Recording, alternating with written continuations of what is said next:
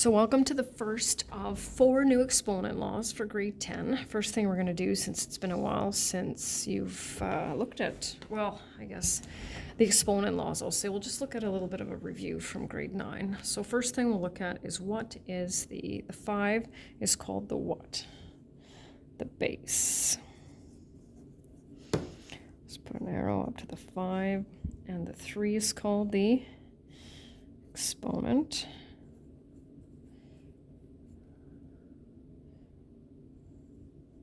And the whole thing, meaning with the base and the exponent, is called a power. So we want to just take a look at the basics. So in that first power of 5 squared, the base is 5. The exponent is 2. So as repeated multiplication, we'll take the base and multiply it by itself twice. And then for standard form, right? 25. Moving on to the next one. So you can look at the brackets and see that the -5 is inside the brackets. So -5 is the base, exponent still of 2, right? Which means we're now going to take -5 and multiply it by -5, and we'll get 25. So here's where it gets a little interesting.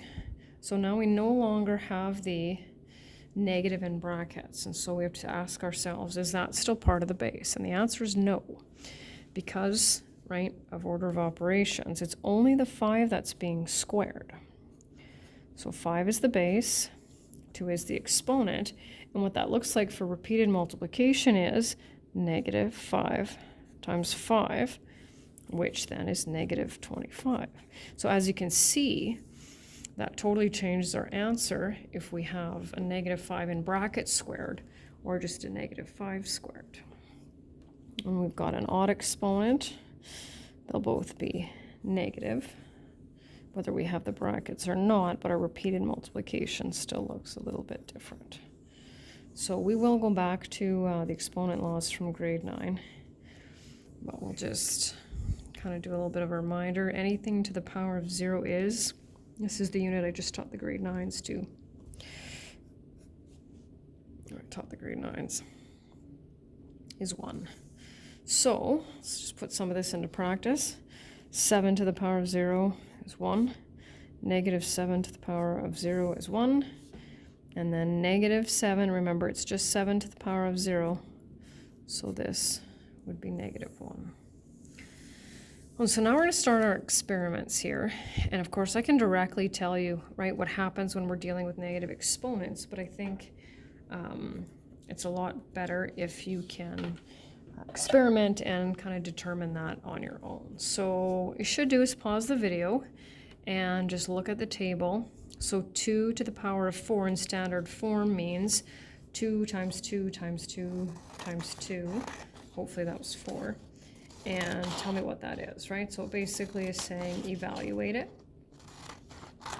And then do 2 cubed.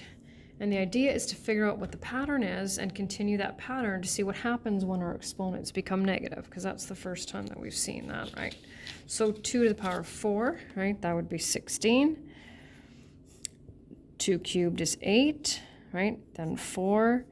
Then 2, and then 1. So let's look at what we're actually doing to get from this number to this number. Well, we're, right, to be consistent, you can say subtract 8. Well, then that doesn't work, right? We're dividing by 2, or dividing by the base. So oftentimes what happens is I say to students, continue the pattern, and then they go -2, -4, and it's like, no, because 1 divided by 2 is not -2. We have to continue that pattern. 1 divided by 2 is 1/2.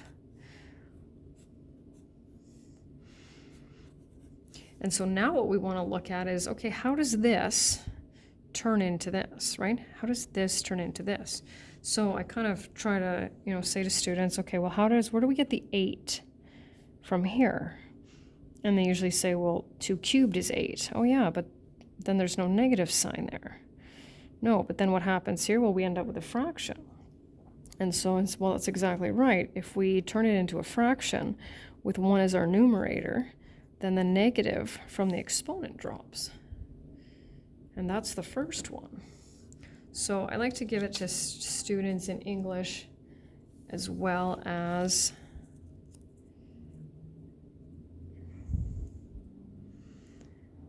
mathematics, right?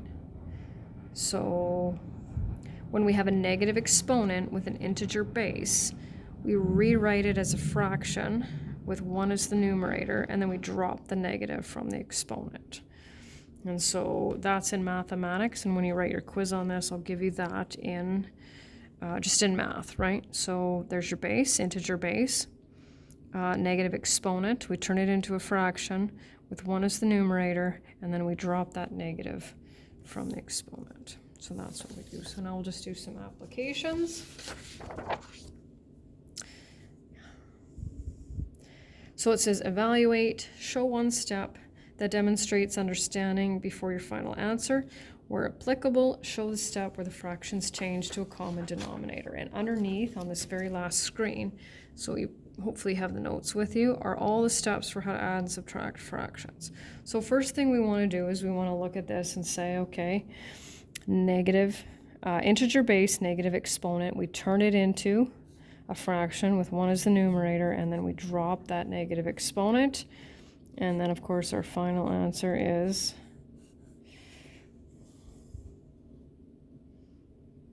1/64. So moving on, same type of question, right? 1/3 cubed is 1/27. There we go. So we have to be careful not to just drop all the negatives we don't want to deal with, right? Turning this into a fraction only allows us to drop this one. And since this is not part of the base, basically looks something like this. So we're still allowed to drop that one, but this one is still going to be a negative fraction. And when we simplify them, we don't leave the negative signs in the denominator. So we do that, okay? So then 1/. Now what we're going to do is we're just going to keep that -7 in brackets, because obviously that's going to change our answer. And then we have 1/49.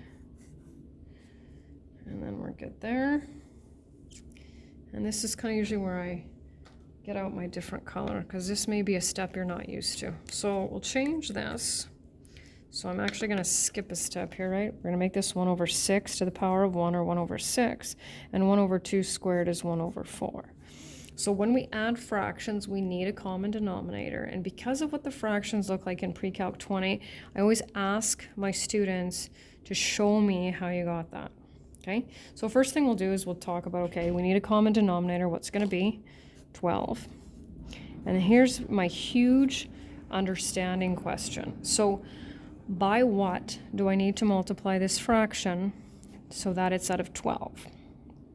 And most students will say 2. And then I say no, because when you multiply something by 2, it's not equivalent anymore. You've just doubled it, right? And so students in elementary school are taught to multiply the numerator by 2 and the denominator by 2, which is true, right? But really what you're doing is you're multiplying it by 1. That's how we keep something equivalent, right? If you multiply your age by 1, you still have the same age, right? And then this one, so what I'm showing in red is what this is the step I need to see, right? This one will be 3/3. And I don't need it in a different color. I'm just kind of doing that so it stands out. 2 times 1 is 2. 3 times 1 is 3. We add the numerators, keep the denominators the same, right? And there we go. So we'll do that again. So 1/9 minus 1/8. So this time our lowest common denominator is 72.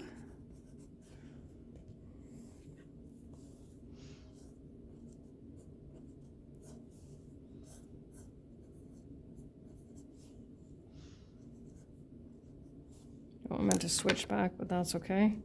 So 8 minus 9, -1/72. And if you're watching this because you weren't at the lesson and you're curious as to what they look like in Pre-Calc 20, ask me and I'll show you.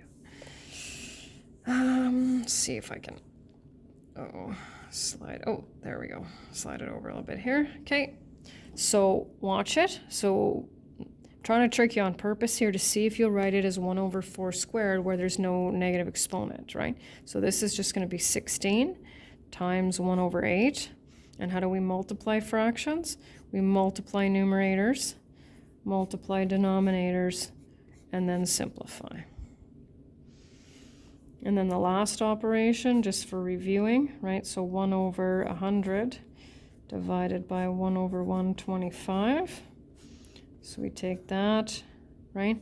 So we rewrite the first fraction, change division to multiplication,